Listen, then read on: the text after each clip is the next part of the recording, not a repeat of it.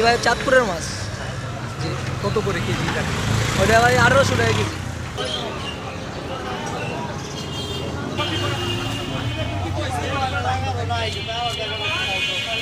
দুই বছর কেজি হিসাবে 20 টাকা কেজি। রুই মাছ, পাঙ্গাস মাছ 20 টাকা কেজি।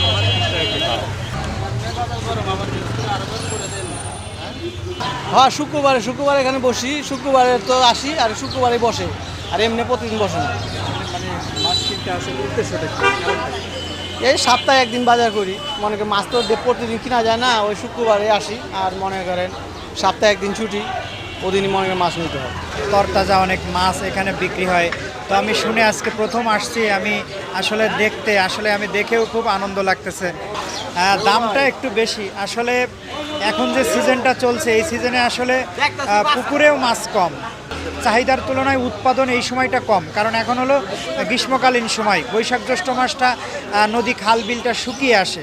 তো শুকানোর কারণে মাছের চাহিদাটা ওই পরিমাণ হয় না। অনেক জেলেরা সেখানে মাছ নিয়ে ভালো ভালো মাছ নিয়ে আসে। এখানে সব ধরনের মাছ পাওয়া যায়। আছে মোটামুটি, আগে কম আসতো, এখন বিভিন্ন জায়গায় সার্কুলার হয়ে যাওয়াতে লোকজন আসে, ভালো ভালো মাছ পাওয়া যায়। পাঙ্গাস 220 টাকা কেজি, ফলি মাছ 550 টাকা কেজি, পাবদা মাছ, পোয়া মাছ 500 টাকা কেজি। কেজি 1300, গোলসা ট্যাংরা 800, বাংলা মাছ নদীর টাটকিনি বাংলা 600 টাকা কেজি, ইসা 1500, 1400। কই মাছ আছে, ট্যাংরা আছে, ফোয়া মাছ, ট্যাংরা 800, ফোয়া 500, 600।